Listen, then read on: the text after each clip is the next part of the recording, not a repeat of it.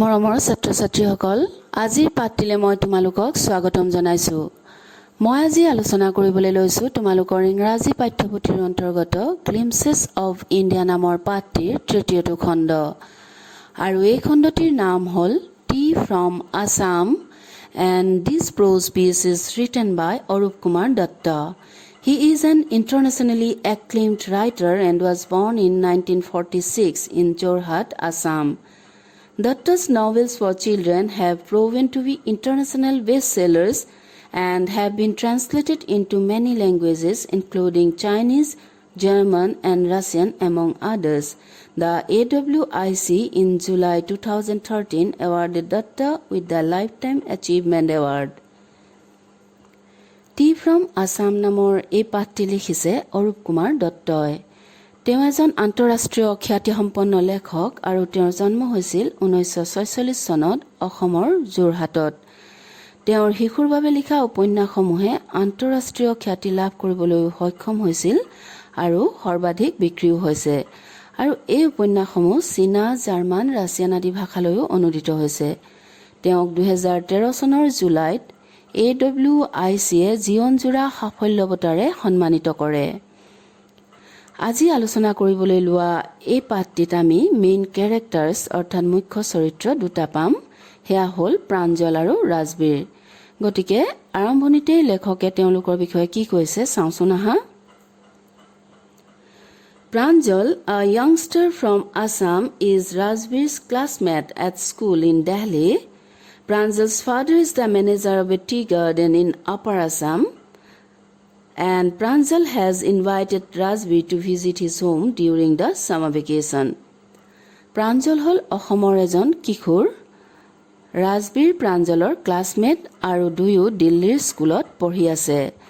প্ৰাঞ্জলৰ দেউতাক আপাৰ আছাম মানে উজনি অসমৰ এখন বাগানৰ মেনেজাৰ পৰিচালক হয় আৰু সেই বছৰ সামাৰ ভেকেশ্যন মানে গ্ৰীষ্ম বন্ধত প্ৰাঞ্জলে ৰাজবীৰক অসমলৈ নিমন্ত্ৰণ কৰিলে আৰু সেই উদ্দেশ্যে প্ৰাঞ্জল আৰু ৰাজবীৰ দুয়ো ৰেলেৰে অসম অভিমুখে যাত্ৰা কৰে। আৰু ৰেলেৰে ভ্ৰমণ কৰোঁতে ৰাজবীৰে ৰেলৰ খিৰিকীৰে অসমৰ কেনেকুৱা দৃশ্যাৱলী দেখিবলৈ পাইছিল আৰু ৰেলেৰে আহি থাকোঁতে ৰাজবীৰে প্ৰাঞ্জলক চাহৰ বিষয়ে কি কৈ আহিছিল সেই সম্পৰ্কে আজি আমি এই পাঠটোত পঢ়িবলৈ পাম। গতিকে আহাচোন আমি মূল পাঠটোৰ মাজলৈ যাওঁ। পাৰিলে তোমালোকে কিতাপখন লগত লৈ লোৱা আৰু আজিৰ এই পাঠটো পাবা পেজ নাম্বাৰ 94ত। আৰু তোমালোকে অকণমান মনোযোগ দিবলৈ যত্ন কৰা। T from Assam. চাই গৰম গৰম চাই, a vendor called out in a high pitched voice. A vendor মানে হৈছে সেলাৰ বিক্ৰেতা, এজন চাহ বিক্ৰেতা ইন এ হাই পিটছ ভইচ মানে উচ্চ আৱাজ ডাঙৰ ডাঙৰ মাতেৰে চাই গৰম কৈ গৈ থকা শুনিবলৈ পোৱা গ'ল। তোমালোকে বহুতেই ৰেলেৰে নিশ্চয় ভ্ৰমণ কৰিছা আৰু ৰেলেৰে ভ্ৰমণ কৰোঁতে ষ্টেচনবিলাকত বিভিন্ন খোৱা বস্তুকে আদি কৰি অন্যান্য সৰু সুৰা সামগ্ৰী বিক্ৰী কৰা লোকৰ সমাগম হোৱা নিশ্চয় দেখিবলৈ পাইছা। আৰু এই মানুহবোৰে যেয়ে যিটো বস্তু বিক্ৰী কৰে সেই বস্তুটোৰ নাম কৈ গৈ থাকে।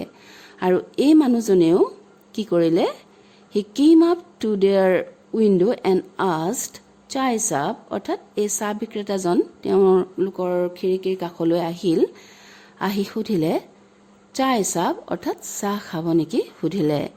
গিভ আছ 2 cups, প্ৰাঞ্জল ছেইড। প্ৰাঞ্জলে ক'লে যে 2 কাপ দিয়ক। They sipped the steaming hot liquid. Almost everyone in their compartment was drinking tea too. আৰু সিহঁতে steaming hot liquid মানে ধোঁৱা বলি থকা গৰম পানীয়, চাহখিনি তেতিয়াও গৰম হৈ আছিল আৰু ধোঁৱা ওলাই আছিলে আৰু সেই ধোঁৱা ওলাই থকা গৰম পানীয় দুয়ো খাবলৈ ধৰিলে। চিপ্ট মানে সেৱন কৰা বা খোৱা। Almost everyone in their compartment was drinking tea too. আৰু সিহঁতৰ কম্পাৰ্টমেণ্টৰ অৰ্থাৎ ডবাটোৰ বেছিভাগেই চাহ খাবলৈ ধৰিলে। Do you know that over 80 crore cups of tea are drunk every day throughout the world? Rajbir said. ৰাজবীৰে তেতিয়া ক'লে যে তুমি জানানে গোটেই বিশ্বতে প্ৰতিদিনে 80 কোটি কাপতকৈও অধিক চাহ খোৱা যায়। Who you exclaimed Pranjal, he really is very popular. তেতিয়া প্ৰাঞ্জলে আচৰিত হ'ল হুইও এটা আশ্চৰ্য প্ৰকাশ কৰা শব্দ আৰু আচৰিত হৈ ক'লে বাহ চাহ তেতিয়াহ'লে খুবেই জনপ্ৰিয় ভেৰি পপুলাৰ মানে জনপ্ৰিয় The train pulled out of the station. Pranjal buried his nose in his detective book again. Rajbir too was an ardent fan of detective stories, but at the moment he was keener on looking at the beautiful scenery. The train pulled out of the station. Railkhon itimodhye stationor pora ulai ahil. Pulled out mane ulai oha. Pranjal buried his nose in his detective book again. Pranjale punor হি লগত লৈ অহা detective book মানে হৈছে অপৰাধ অনুসন্ধান কৰা কাহিনীৰ কিতাপ তেনেকুৱা এখন ডিটেকটিভ বুকত আকৌ ডুব গ'ল অৰ্থাৎ পুনৰ পঢ়িবলৈ ধৰিলে Rajbir too was an ardent fan of detective stories ৰাজবীৰো ডিটেকটিভ ষ্টৰিজ অৰ্থাৎ ডিটেকটিভ কাহিনীৰ এজন অত্যুৎসাহী অনুৰাগী আৰ্ডেন্ট মানে অত্যুৎসাহী বা কৌতূহলী ফেন মানে হৈছে অনুৰাগী অৰ্থাৎ ৰাজবীৰেও ডিটেকটিভ কাহিনী পঢ়ি খুবেই ভাল পায় but at the moment he was keener on looking at the beautiful scenery কিন্তু এই মুহূৰ্তত সি বাহিৰৰ ধুনীয়া ধুনীয়া দৃশ্যাৱলী চোৱাতহে বেছি কিনাৰ মানে বেছি আগ্ৰহী হৈ পৰিল কাৰণ প্ৰথমবাৰৰ বাবে ৰাজবীৰ ৰেলেৰে অসমলৈ আহিছে গতিকে বাহিৰৰ ইমান ধুনীয়া দৃশ্যবিলাক দেখিছে এই দৃশ্যাৱলী তাৰ বাবে তিনি নতুন আৰু খুবেই আকৰ্ষণীয় আৰু সেই কাৰণে হি বাহিৰৰ দৃশ্য চোৱাতে বেছি আগ্ৰহী হৈ পৰিল It was green everywhere. Rajbir had never seen so much greenery before. Then the soft green paddy fields gave way to tea bushes. It was green everywhere. সকলোতে কেৱল সেউজীয়া আৰু সেউজীয়া Rajbir had never seen so much greenery before. Rajbire ইয়াৰ আগতে ইমান সেউজীয়া কেতিয়াও দেখিবলৈ পোৱা নাই কাৰণ ৰাজবীৰ দিল্লীৰ কংক্ৰিটৰ অৰণ্যত ডাঙৰ দীঘল হৈছে কংক্ৰিটৰ অৰণ্য মানে হৈছে চাৰিওফালে কেৱল ঘৰ দুৱাৰ অট্টালিকা আৰু অট্টালিকা ইমান সেউজীয়াৰ পৰিভৰ দিল্লীত নাই গতিকে ইমান সেউজীয়া দেখিবলৈ পাইছে তাৰ কাৰণে এই দৃশ্য খুবেই নতুন আৰু সেই কাৰণে খুব আকৰ্ষণীয় হৈ পৰিছে Then the soft green paddy fields gave way to tea bushes. আৰু কোমল সেউজীয়া ধাননি পথাৰবিলাক অতিক্ৰম কৰাৰ পিছত চাহৰ জোপোহা গছবিলাক দেখিবলৈ পোৱা গৈছে Soft green paddy fields কোমল সেউজীয়া paddy fields মানে হৈছে ধাননি পথাৰ আৰু ধাননি পথাৰবিলাক অতিক্ৰম কৰাৰ পাছতেই চাহৰ জোপোহা গছবিলাক সিহঁতে দেখিবলৈ পাইছে It was a magnificent view আৰু হেতু আছিল এক অপূৰ্ব দৃশ্য Against the backdrop of densely wooded hills a sea of tea bushes stretched as far as the eye could see dwarfing the tiny tea plants were tall sturdy shade trees and amidst the orderly rows of bushes busily moved doll-like figures Against the backdrop of densely wooded hills অৰ্থাৎ ঘন কাঠনিৰে ভৰা পাহাৰৰ বিপৰীতে যিমান দূৰলৈ চকু যায় সিমান দূৰলৈকে জোপোহা চাহ গছৰ সাগৰ দেখিবলৈ পোৱা গৈছিল অৰ্থাৎ কিনাৰত আছে আঁৰত আছে ঘন অৰণ্যৰে ভৰা গছ-গছনিৰে ভৰা পাহাৰ বাহিৰৰ পাহাৰবিলাক কিন্তু ইমান গছ-গছনিৰে ভৰা নহয় লঠঙা হয় শিলাময় হয় আৰু অসমত বৰষুণ বেছি হোৱাৰ কাৰণে অসমৰ পাহাৰবিলাক সাধাৰণতে গছ-গছনিৰে ভৰা থাকে আৰু এই গছ-গছনিৰে ভৰা পাহাৰবিলাকৰ কিনাৰতে সাগৰ সদৃশ চাহৰ জোপোহা গছবিলাক দেখিবলৈ পোৱা গৈছে যিমান দূৰলৈকে চকু যায় সিমান দূৰলৈকে কেৱল চাহৰ বাগান হি দেখিবলৈ পাইছে Dwarfing the tiny tea plants were tall sturdy shade trees আৰু চাহ গছৰ মাজে মাজে উখ sturdy মানে strong বা দৃঢ় উখ আৰু শকত দৃঢ় চাহ দিয়া গছবিলাকে সৰু জোপোহা চাহ গছবিলাকক তেনে বাউনা কৰি তুলিছে ডুৱাৰ্ফিং মানে বাউনা কৰি তুলিছে বাওনা কৰা and amidst the orderly rows of bushes busily moved doll like figures amidst মানে মাজত আৰু হাৰি হাৰিকৈ থকা চাহ গছবিলাকৰ মাজে মাজে অতি ব্যস্ততাৰে পুতলা সদৃশ শৰীৰবোৰ অহা যোৱা কৰি থকা দেখিবলৈ পোৱা গৈছে পুতলা সদৃশ শৰীৰবিলাক বোধ কৰো টি প্লাকাৰ্ছ চাহপাত তোলা মানুহ হয় আৰু যিহেতু ৰাজবীৰে গোটেই দৃশ্যটো ৰেলেৰে দূৰৰ পৰা দেখিছে গতিকে মানুহবিলাকক সেই কাৰণে পুতলাৰ দৰে হি দেখিবলৈ পাইছে In the distance was an ugly building with smoke billowing out of tall chimneys. In the distance, দূৰত এটা ugly building কুৎসিত দেখিবলৈ বেয়া এটা ঘৰ আছিল আৰু সেই ঘৰটো চিমনি মানে উখ সুঙা সদৃশ এটা ব্যৱস্থা যিটোৰে ধোঁৱা ওলাই যাব পাৰে সেই বস্তুটোক চিমনি বুলি কোৱা হয় আৰু সেই ঘৰটো চিমনিৰে তেতিয়াও ধোঁৱাবিলাক পাক খাই খাই ওলাই আছিল বোধ কৰো হেতু কলঘৰ হ'ব পাৰে আৰু কলঘৰ মানে টি ফেক্টৰী আৰু এই টি ফেক্টৰী বিলাকত কেঁচা পাতবিলাক শুকান চাহপাতলৈ প্ৰস্তুত কৰা হয় Hey, a tea garden, Raspberry cried excitedly মানে উত্তেজিতভাৱে ৰাজবীৰে তেতিয়া চিঞৰি উঠিল এই চোৱা চাহৰ বাগিচা চাহ বাগিচা চোৱা Pranjal, who had been born and brought up on a plantation, did not share Raspberry's excitement.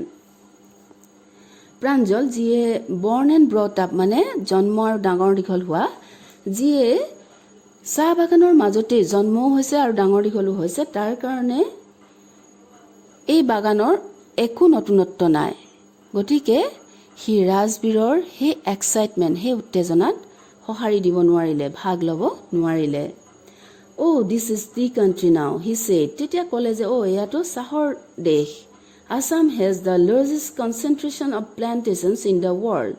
অসমৰ আটাইতকৈ বেছি পৃথিৱীৰ ভিতৰতে চাহ হয় অৰ্থাৎ অসমত আটাইতকৈ বেছি পৃথিৱীৰ ভিতৰত চাহ বাগিচা আছে You will see enough gardens to last you a lifetime. আৰু তোমাৰ গোটেই জীৱন লাগি যাব ইয়াত ইমান চাহ বাগিচা আছে যে চাবৰ বাবে গোটেই জীৱন লাগি যাব I have been reading as much as I could about tea, Rajbir said. তেতিয়া ৰাজবীৰে ক'লে যে মই চাহৰ বিষয়ে যিমান পাৰো সিমান পঢ়ি আহিছো যিমান পাইছো সিমান পঢ়ি আহিছো No one really knows who discovered tea, but there are many legends.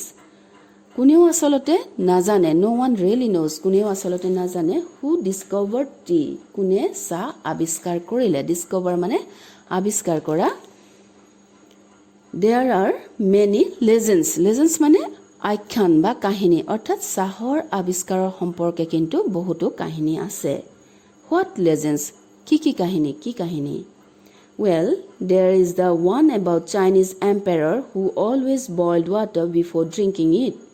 One day, a few leaves of twigs burning under the pot fell into the water, giving it delicious flavor. It is said they were tea leaves. Tetia, Rajbire eta kahini kole, well, there is the one about the Chinese emperor who always boiled water before drinking it. Ar eta kahini hoise ejon China সম্ৰাটৰ Chinese emperor মানে হৈছে সম্ৰাট এজন চীনা সম্ৰাটৰ কাহিনী যিয়ে সদায় পানী খোৱাৰ আগতে উতলাই লৈছিল বইল কৰি লৈছিল One day a few leaves of the twigs burning under the pot fell into the water giving it a delicious flavor আৰু এদিন তেওঁ এটা পাত্ৰত পানী উতলাবৰ বাবে কেডালমান গছৰ ডাল পাত্ৰটোৰ তলত জুই দিছিল আৰু সেই ডালৰ পৰা কেখিলামান পাত গৈ পানীখিনিত গৈ পৰিল গৈ আৰু giving it a delicious flavor আৰু পৰাৰ লগে লগে তাৰ পৰা এক delicious flavor মানে সুগন্ধ এক সুস্বাদু গন্ধ তৃপ্তিদায়ক গন্ধ ওলাবলৈ ধৰিলে It is said they were tea leaves আৰু এটো কোৱা যায় যে সেই পাত কেখিলাই চাহপাত আছিল Tell me another, scoffed Pranjal. Scoffed মানে অলপ বিদ্রুপ কৰা ঠাট্টা কৰা অলপ বিদ্ৰুপেৰে তেতিয়া প্ৰাঞ্জলে কৰে কলে যে অন্য এটা কোৱাচোন এনে ধৰণেৰে কলে We have an Indian legend too. Bodhidharma, an ancient Buddhist ascetic, cut off his eyelids because he felt sleepy during meditations. Then tea plants grew out of the eyelids. The leaves of these plants, when put in hot water and drunk, banished sleep. তেতিয়া ৰাজবীৰে অন্য এটা কাহিনী ক'বলৈ ধৰিলে, We have an Indian legend too. আমাৰ এটা ভাৰতীয় কাহিনীও আছে. বুদ্ধিধৰ্ম an ancient Buddhist ascetic. বুদ্ধিধৰ্ম বুলি এজন পুৰণি বুদ্ধিষ্ট সন্ন্যাসী আছিল. ascetic মানে সন্ন্যাসী. Cut off his eyelids because he felt sleepy during meditations. আৰু তেওঁৰ চকুৰ পতা কাটি পেলাই দিছিল কাৰণ তেওঁ ধ্যান কৰোঁতে মেডিটেশ্যন মানে হৈছে ধ্যান কৰোঁতে তেওঁ টোপনি অনুভৱ কৰিছিলে. ফেল্ট স্লিপি টোপনি অনুভৱ কৰাৰ কাৰণে তেওঁ চকুৰ পতা কাটি পেলাই দিছিলে. 10 tea plants grew out of the eyelids. আৰু সেই চকুৰ পতাৰ পৰা 10 জোপা চাহ গছ গজি উঠিছিল. The leaves of these plants, when put in hot water and drunk, banished sleep. আৰু এই গছ কিজোপাৰ পাত আনি যদি গৰম পানীত দি দিয়া যায় আৰু সেই গৰম পানী যদি খোৱা যায় তেতিয়াহ'লে banished sleep অৰ্থাৎ টোপনি অন্তৰ্ধান হৈ যায়, টোপনি নাইকিয়া হৈ যায়. তোমালোকে এই দুয়োটা কাহিনী ভালদৰে মনোযোগ দিবা, ভালদৰে পঢ়িবা কাৰণ প্ৰায়ে এই কাহিনীকেইটাৰ ওপৰত কুৱেশ্যন অহা দেখিবলৈ পোৱা যায় আৰু প্ৰতিটো কুৱেশ্যনত 3 মাৰ্কছকে থাকে. গতিকে এই কাহিনীকেইটা কিন্তু তোমালোকে ভালদৰে পঢ়ি থবা. Tea was first drunk in China, Rajbir added, as far back as 2700 BC. Rajbire পুনৰ ক'বলৈ ধৰিলে. Rajbir added আকৌ কৈ গ'ল যে 2700 খ্ৰীষ্টপূৰ্বৰ আগতে প্ৰথম চীনত চাহ খোৱা হৈছিল. চীন দেশত প্ৰথম চাহ খাইছিল. বিচি মানে বিফৰ খ্ৰাইষ্ট. আমি অসমীয়াত ক'লে ক'ম খ্ৰীষ্টপূৰ্ব. যীশু খ্ৰীষ্টৰ জন্মৰ আগৰ সময়খিনিক আমি খ্ৰীষ্টপূৰ্ব কওঁ আৰু পিছৰ সময়খিনিক আমি কি কওঁ খ্ৰীষ্টাব্দ. এডি এনো ডমিনি অৰ্থাৎ 2700 খ্ৰীষ্টপূৰ্বৰ আগতে চীন দেশত প্ৰথম চাহ খোৱা হৈছিল. ইনফেক্ট ৱৰ্ডছ চাৰ্চেছ টি চাই এণ্ড চিনি আৰ ফ্ৰম চাইনিজ. আৰু ক'বলৈ গ'লে ইনফেক্ট মানে আচলতে ক'বলৈ গ'লে টি চাই চিনি এই শব্দবিলাক হৈছে চাইনিজ শব্দ, চীনা শব্দ. Tea came to Europe only in the 16th century and was drunk more as medicine than as beverage. আৰু ইউৰোপলৈ প্ৰথম চাহ আহিছিল 16 শতিকাত, 16th century 16 শতিকাত. আৰু তেতিয়া ইউৰোপত চাহক বিভৰেজ মানে পানীয়ৰ সলনি ঔষধ হিচাপেহে খোৱা গৈছিল. মেডিচিন মানে ঔষধ, বিভৰেজ মানে চাহ কফি এইবিলাকক বিভৰেজ বুলি কোৱা হয়. আৰু আজিকালি আমি চাহক বিভৰেজ হিচাপে খাওঁ নহয় জানো. আমি ৰাতিপুৱাও খাওঁ, দুপৰীয়াও খাওঁ, আবেলিও খাওঁ, আলহী আহিলেতো চাহেই দিওঁ. গতিকে চাহ খাই থকাই যায়. এজ এ বিভৰেজ আমি চাহ লওঁ. The train clattered into Moriani Junction. The boys collected their luggage and pushed their way to the crowded platform. আৰু ট্ৰেইনখন ক্লেটাৰ্ড মানে ট্ৰেইন ৰলে যিটো শব্দ হয়, কেৰেক কেৰেক এটা শব্দ হয় যে সেই শব্দ কৰি মৰিয়নি জংচনত ৰৈ গ'ল. The boys collected their luggage. দুয়োটা ল'ৰা সিহঁতৰ লাগেজ, সিহঁতৰ বয় বস্তু গোটালে and pushed their way to the crowded platform. Crowded মানে ভিৰ, আৰু ভিৰ থকা প্লেটফৰ্মৰ মাজেদি ভিৰ ঠেলি দুয়ো ওলাই আহিল. Pranjal's parents were waiting for them. Pranjalৰ মাক দেউতাক সিহঁতৰ বাবে ৰৈ আছিল. Soon they were driving towards Dhekiabari, the tea garden managed by Pranjal's father. আৰু লগে লগে সিহঁতে ঢেকিয়াবাৰী চাহ বাগিচা অভিমুখে যাত্ৰা কৰিলে. আৰু ঢেকিয়াবাৰী বাগানখন প্ৰাঞ্জলৰ দেউতাকে পৰিচালনা কৰে, অৰ্থাৎ ঢেকিয়াবাৰী বাগানৰ মেনেজাৰ হ'ল প্ৰাঞ্জলৰ দেউতাক. An hour later, the car veered sharply off the main road. They crossed a cattle bridge and entered Dhekiabari tea estate. আৰু এঘণ্টাৰ পিছত গাড়ীখনে তীব্ৰ বেগেৰে মেইন ৰাস্তাৰ পৰা গতি হলালে. ভিয়েৰ্ড মানে চেঞ্জ ডাইৰেকশ্যন, গতি হলোৱা. আৰু গতি হলাই কি কৰিলে, দে ক্ৰছ দ্য কেটল ব্ৰিজ. এখন কেটল ব্ৰিজ মানে জীৱ জন্তু নোসোমাবৰ কাৰণে কিছুমান নলা ইত্যাদিৰ ওপৰত লোহাৰ বাৰ বিন্ধা বিন্ধা থকাকৈ এখন দলং বনায় আৰু সেই দলংখনকেই কেটল ব্ৰিজ বুলি কোৱা হয় আৰু এখন কেটল ব্ৰিজ পাৰ হৈ সিহঁতৰ গাড়ীখন ঢেকিয়াবাৰী চাহ বাগানত প্ৰৱেশ কৰিলে এণ্টাৰ্ড মানে প্ৰৱেশ কৰা On the both sides of the gravel road were acre upon acre of tea bushes, all neatly pruned to the same height. আৰু ঢেকিয়াবাৰী বাগানৰ গ্ৰেভেল ৰোড মানে শিলাময় ৰাস্তা শিলগুটি দিয়া ৰাস্তা পিচ নহয় মিহি নহয় শিলগুটি দিয়া গ্ৰেভেল ৰোডৰ দুয়ো কাষে ৰাস্তাটোৰ দুয়ো কাষে একৰ জোৰা মাটিত চাহৰ গছবিলাক দেখিবলৈ পোৱা গ'ল জুপুহাবিলাক দেখিবলৈ পোৱা গ'ল আৰু সকলোবিলাক গছ অল নিটলি প্ৰুন মানে কলম কৰা কটা টু দ্য সেম হাইট একে উচ্চতাত কটা আছিলে সকলোবিলাক গছ groups of tea pluckers with bamboo baskets on their backs wearing plastic aprons were plucking the newly sprouted leaves আৰু এডল tea pluckers মানে চাহপাত তোলা মানুহে পিঠিত বাঁহৰ খৰাহি লৈ চাহপাত তুলি ভৰাবৰ কাৰণে সিহঁতৰ পিঠিত এটা বাঁহৰ খৰাহি থাকে আৰু wearing plastic aprons আৰু সিহঁতে গাত এখন প্লাষ্টিকৰ কাপোৰ পিন্ধি লয় এপ্ৰন পিন্ধি লয় যাতে গাটো তিতি নাযায় বা পোক আদিয়ে নেকামুৰে সেইকাৰণে সেইখন পিন্ধি লয় প্লাষ্টিক এপ্ৰন পিন্ধি সিহঁতে নিউলি স্প্ৰাউটেড লিভছ নতুনকে ওলোৱা কুঁহি পাতবিলাক ছিঙি আছিল অৰ্থাৎ ৰাজবীৰে দেখিবলৈ পালে যে এডল চাহপাত তোলা মানুহে পিঠিত বাঁহৰ খৰাহি লৈ আৰু প্লাষ্টিকৰ এপ্ৰন পিন্ধি নতুনকৈ ওলোৱা কুঁহি পাতবিলাক ছিঙি আছিল প্লাকিং মানে ছিঙা Pranjal's father slowed down to allow a tractor pulling a trailer load of tea leaves to pass. Pranjalor দেউতাকে এখন ট্ৰেক্টৰে চাহপাত ভৰ্তি এখন যান কঢ়িয়াই অনা দেখি সিহঁতৰ গাড়ীখনৰ গতি হ্ৰাস কৰিলে যাতে ট্ৰেক্টৰখন পাৰ হৈ যাব পাৰে This is the second flush or sprouting period Isn't it Mr. Barua? Rajbir asked.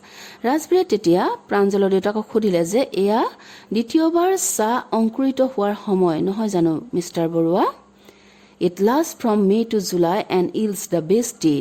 আৰু এই সময়ছোৱা মে'ৰ পৰা জুলাইলৈকে থাকে আৰু এই সময়তে আটাইতকৈ ভাল চাহ yields মানে প্ৰডিউচ হোৱা উৎপন্ন হয় এই বুলি ৰাজবীৰে প্ৰাঞ্জলৰ দেউতাকক ক'লে You seem to have done your homework before coming, Pranjal's father said in surprise.